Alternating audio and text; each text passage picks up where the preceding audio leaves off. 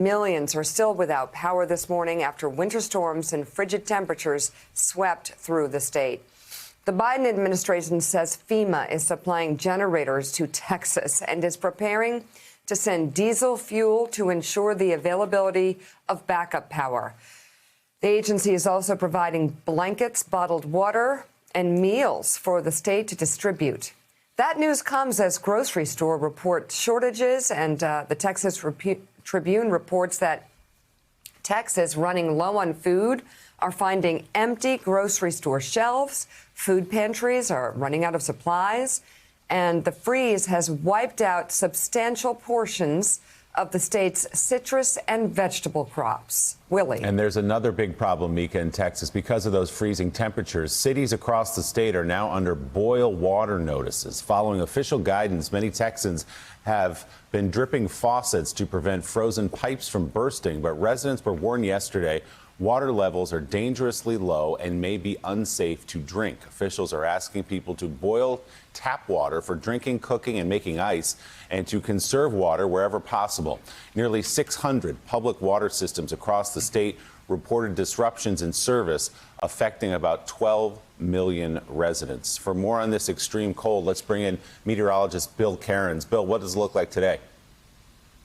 No, Willie, just in the last couple hours, Texas has somehow managed to energize a big portion of the grid, and hundreds of thousands of people are getting their power back on. Yesterday at this time, we had 3 million people in Texas without power. Right now, we're at 650,000. So a significant number of people that didn't have power have gotten it back. We have added about 300,000 people, though, that lost power now in Louisiana and Mississippi from that ice storm they dealt with yesterday. So for that, about roughly 1 million people in those three states don't have power right now. It is still a very cold morning. We're at 4 degrees in Oklahoma City, 33 in Houston, and it's going to stay very cold all day today. We're not going to melt too much of the snow. The roads will still be treacherous in many cases. We had a foot of snow in Little Rock, Arkansas yesterday. I mean, that doesn't happen. That's very rare a snow event for them. And now as we go throughout the weekend, that's when the warming trend moves in. Temperatures will finally move up to Dallas and areas like Houston into the 50s and 60s this upcoming weekend. They'll turn the corner, but still have another 24 to 36 hours are very frigid conditions. But I guess the big headline this morning is finally the power is coming back on to millions of people in Texas. That's hopeful. And Victoria DeFrancisco Soto, there's partially a reason why Texas is in this situation right now. Can you explain the politics of this, and also why some politicians are saying this is our thing, we got to tough this out? Well, so Mika, Texas is on its own power grid, whereas we have 2 major power grids for the western states and the eastern states. Texas has gone at it alone, and there's kind of a history for that I won't go into now.